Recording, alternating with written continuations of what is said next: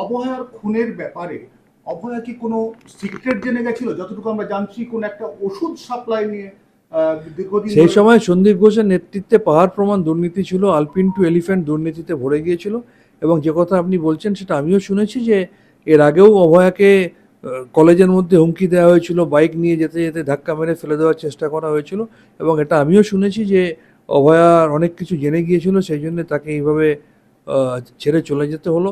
আবার অনেকে, জানি না সত্যি কিনা, অনেকে আবার এটাও বলে যে অভয়া নাকি প্রিন্সিপালের লালসার শিকার হতে চলেছিল, সেই জন্য এরকম ঘটনা ঘটে থাকতে পারে। কোনো ওষুধ দুর্নীতি কি সে সময়, মানে কম দামি ওষুধ কিংবা আরজি করে সেই সময় সন্দীপ ঘোষের আমলে প্রত্যেকটা ক্ষেত্রে দুর্নীতি হতো। হাসপাতালের জমি দখল করে বেআইনিভাবে সরকারকে না জানিয়ে স্টল তৈরি করে বিক্রি করে দেওয়া থেকে শুরু করে, পার্কিং দুর্নীতি থেকে শুরু করে, আরএমও কোয়ার্টারে বাইরের লোকেদের নিয়ে এসে অসামাজিক কাজকর্ম করা থেকে শুরু করে, বজ্র পদার্থ পাচার থেকে শুরু করে, সুমন, বিপ্লব, দীপঙ্কর, এই তিনটে লোক আরজি করে আলপিন টু এলিফ্যান্ট, যে দরজার ছিটকিনিও সাপ্লাই করতো, সে ওষুধও সাপ্লাই করতো, হাসপাতালের বেডও সাপ্লাই করতো, আবার পাউরুটি মাখনও সাপ্লাই করতো।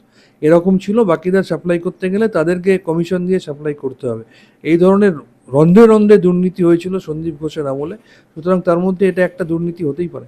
আমরা একটা বিশ্বস্ত সূত্রে জানতে পেরেছি যে সেই সময় হাসপাতালে ওষুধ সাপ্লাই চেনের মধ্যে কার্তিক বন্দ্যোপাধ্যায়ের নাম ছিল, এবং কার্তিক বন্দ্যোপাধ্যায়কে বাঁচাতে গিয়ে আবেশ ব্যানার্জি সে সময় কিছু ঘটিয়ে ফেলেছে। এ বিষয়ে আমার কোনো নলেজ নেই, আমি বলতে পারবো না। একটা নাম বারবার ধরে উঠে আসছে, যেটা অভয়ার মাও বলেছিল, যে আবেশ ব্যানার্জির জামাতে রক্ত ছিল। আবেশ ব্যানার্জির আরজি করে ভূমিকা কি ছিল? দেখুন, আমার পক্ষে সেটা জানা সম্ভব না, কারণ আমি তো সেই সময় স্পটে ছিলাম না। কার জামায় কী রক্ত ছিল সেটা আমার পক্ষে বলা সম্ভব না। তবে এটা ঘটনা যে সেই দিনের ঘটনায় বাথরুমটা ব্যবহার করা হয়েছিল, কেউ বা কারা সেখানে চান করেছিলেন, তাদের গায়ে কিছু লেগে থাকতে পারে। এবং সেখানে তথ্য প্রমাণ লোপাট করার জন্য সরকারি নির্দেশের মধ্যে দিয়ে যে বাথরুমটাকে রাতারাতি ভেঙে দেওয়া হয়, সেই বেসিনটাকে রাতারাতি ভেঙে দেওয়া হয়। যদি যেখানে এই ধরনের একটা ক্রাইম হয়, সেখানে তো কর্ডন করে সেই সমস্ত জায়গাটাকে সুরক্ষিত রাখা হয় তথ্য প্রমাণ সংগ্রহের জন্য। সেখানে তড়িঘড়ি যদি সেই বেসিন ভেঙে দেওয়া হয় বা সেই বাথরুম ভেঙে দেওয়া হয়, তাহলে কাউকে না কাউকে গার্ড করার চেষ্টা হয়েছে, এটা তো পরিষ্কার। এবার সেটা কে, সেটা তদন্তের মধ্যে দিয়ে আসবে। এবং আমি আবার মনে করি, যেটা অভয়ার মাও বলেছেন, যে অভয়ার সাথে ওই দিন রাতে যারা একসাথে খাওয়া দাওয়া করেছে বা শুনেছিলাম খেলা দেখেছে, তাদের প্রত্যেককে ডেকে জিজ্ঞাসা করলেও সত্যটা বেরিয়ে আসবে। একটা জিনিস আমরা জানতে পারছি, আবেশ ব্যানার্জি ইন্টার্ন করছিলেন, এমবিবিএস ইন্টার্ন করছিলেন আরজি করে, এবং উনি নাকি এমবিবিএস পাস করেছে আপনার যেটা যাদবপুরে কেপিসি রয়েছে সেখান থেকে। আমি ব্যক্তিগত কারোর সম্বন্ধে কিছু বলতে পারবো না, কে জড়িত ছিল না জড়িত ছিল তদন্ত সাপেক্ষ বিষয়। কিন্তু আমি এটুকু বলতে পারবো, একা সঞ্জয় রায় নয়, এখানে একটা চক্র কাজ করেছে, এবং নিশ্চিত করে সেখানে উত্তরবঙ্গ লবির একটা বিরাট অংশ প্রত্যক্ষ এবং পরোক্ষ মদত ছিল।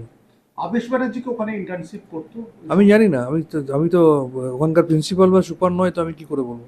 সে সময় তো আপনি ওখানে আপনার আমি রোগী কল্যাণ সমিতির চেয়ারম্যান ছিলাম। রোগী কল্যাণ সমিতির চেয়ারম্যান, আমি ভুল বললাম, রোগী কল্যাণ সমিতির চেয়ারম্যান তার আগে ছিলাম। আমি তখন স্টুডেন্টস অ্যাসোসিয়েশনের সেক্রেটারি ছিলাম।